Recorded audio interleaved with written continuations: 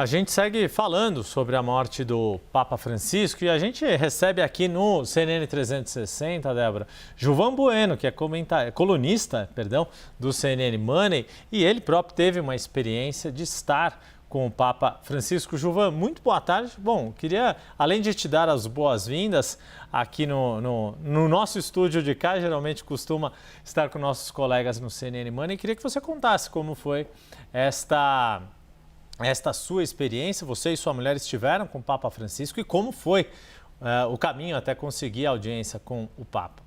Muito boa tarde para você e nossa audiência, nossos sentimentos por essa perda inestimável para a humanidade, pelo projeto que ele tinha.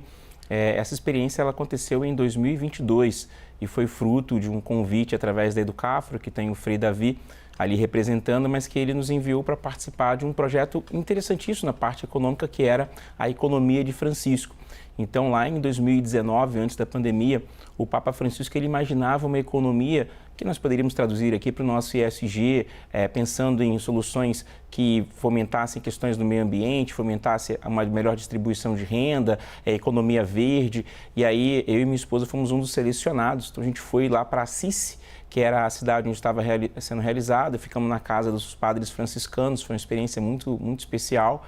E ali, durante 3 dias, nós tivemos uma série de diálogos com várias pessoas do mundo inteiro, que era a Economia de Francisco, um projeto muito interessante do ponto de vista econômico, né, onde cada país apresentava ali as suas oportunidades. E naquele momento nós tivemos a oportunidade de entregar uma carta falando dos desafios socioeconômicos, políticos e educacionais do país, também na parte política. Então foi um momento muito especial e a gente tem um pouquinho desse momento através de algumas fotos. A gente está ilustrando aqui, olha, enquanto você conta, Gilvan, mostrando as fotos aí ao lado, um momento belíssimo de fato. E para essa área, né, que você descreve, conta pra gente, na sua avaliação, qual é o legado, então, que o Papa Francisco deixa, ele, que foi um Papa que alertou, né, e trazia uma preocupação das questões climáticas, da questão verde, da economia verde, etc. Qual é o legado que ele deixa na sua avaliação? Foi muito importante essa aproximação de termos econômicos junto com a juventude. Então, ele já pregava uma ideia de, olha, precisamos conscientizar a importância de uma economia onde tenha a melhor inclusão, uma responsabilidade social, que é um tema que eu tenho falado ao redor do mundo, das empresas. Então, ele entendia que as empresas precisavam fazer ali uma responsabilidade social com projetos, com ideias, com transformações, com investimentos. Ele apresentava de pessoas do mundo inteiro e os desafios, principalmente no continente africano, algumas partes da Europa, a parte sul-americana também, por ele ser um argentino.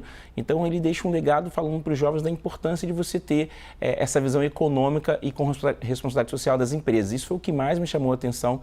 Naquela oportunidade, nós tivemos pessoas do mundo inteiro conversando, passando pontos importantes. Então, foi uma experiência importante porque a gente não tem na história um Papa que tenha a preocupação de trazer os jovens para discussões econômicas. Ele começou isso em 2019, mas devido à pandemia ele não conseguiu dar mais êxito, ele esperou e aí em 2022 ele retornou. Eu agradeço muito ao Frei Davi e do Educafro por terem indicado meu nome e da minha esposa. Pois é. Ô Gilvan, e aí, que tipo de ensinamentos ficaram para vocês desta possibilidade de conversar com o Papa Francisco? O que isso afetou no seu dia a dia depois deste encontro, além, né, das mensagens mais que a gente já tem algum conhecimento, né, que a gente sabe que marcaram o papado de Francisco, como, por exemplo, você mencionou a questão do ESG, o quanto a preocupação em cuidar da casa de todos, né, do planeta, pela encíclica Laudato Si, se tornou uma das grandes marcas de Francisco. Mas nesta conversa direta com vocês, como é que isso mexeu contigo e com a sua trajetória e com o seu dia a dia depois de ter estado com ele? É uma pergunta muito importante, porque até aquele momento eu tinha uma visão do mercado de capitais brasileiro, por ter uma carreira no mercado financeiro, e não tinha ali uma preocupação de estar olhando os acontecimentos geopolíticos, os acontecimentos que poderiam influenciar a economia brasileira. E depois daquele encontro, recentemente eu estive na China, recentemente eu estive no continente africano, em Angola, África do Sul e Cabo Verde, mas entender as transformações que estão acontecendo ao redor do mundo e conseguir trazer isso para o Brasil foram os grandes legados. Porque até aquele momento eu tinha uma visão muito particular, olhando o Brasil, em algum momento talvez fazendo algumas críticas pontuais, mas não entendendo que tinham desafios e oportunidades em termos mundial. E a economia de Francisco, ele falava muito sobre isso, sobre você fazer uma cooperação e compartilhar o conhecimento e unificar os esforços. Então, em alguns países você tem grandes desenvolvimentos que você às vezes não está olhando com tanta profundidade. Por exemplo, agora vem a questão de economia, energia inteligente, que já se começa uma discussão aqui no Brasil, olhar algumas partes também do nosso agronegócio, dessa agricultura que em algum momento é familiar e passa a ser mais industrializada, mais tecnológica. Então, para mim foi um grande legado para entender melhor as oportunidades que o Brasil pode conquistar e alguns desafios que a gente talvez não esteja olhando com tanta profundidade. Então, foi muito rico e também entender o seguinte, né? Até 2050, 2070, 2/3 da população mundial vai ser uma população que nós chamamos de economia prateada, um pouco mais velha. E ali ele já entendia que isso iria acontecer e ele fala o seguinte, olha, vamos trazer os jovens aqui para participar desse debate, porque com uma população nessa economia prateada, eles precisarão ter projetos para responder essa mudança de mão de obra qualificada, essa mudança geracional. Então, esse foi um dos pontos mais significativos na minha interpretação e a minha esposa também gostou bastante, porque foi o nosso segundo casamento, então ela gostou bastante e isso é muito feliz. E, Gilvan, é importante, né? Eu gostaria de entender o seguinte, às vezes a gente fica se perguntando, nossa, mas o líder da Igreja Católica discutindo, mobilizado sobre a questão de prosperidade, de desenvolvimento econômico, do engajamento dos jovens, né, da economia, etc, etc. Ele também é um líder político, né? Essa conversa é mais foi com um líder político, com um líder da Igreja e onde que essas realidades, elas se conectam? Por que que esse olhar multifacetado do Papa, ele é importante quando a gente fala do futuro dos jovens?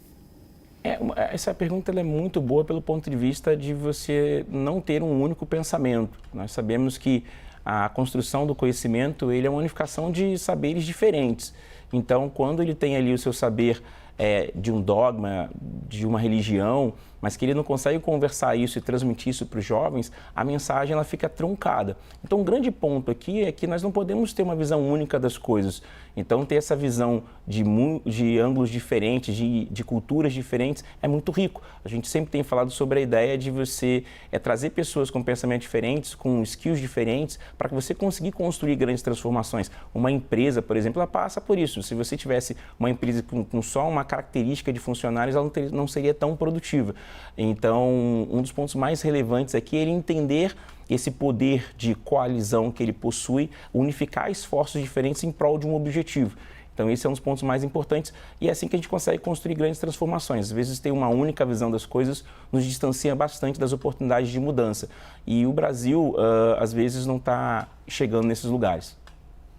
Gilvan Bueno, colunista do CNN Money, vindo aqui conosco aqui no estúdio do CNN 360 para falar dessa experiência que ele teve com o Papa Francisco. Muito obrigado, meu caro. Sempre bem-vindo aqui conosco também, embora, claro, o pessoal do CNN Money tenha a primazia de te ter no ar. Obrigado, meu caro. Até a próxima. Até a próxima. Obrigado.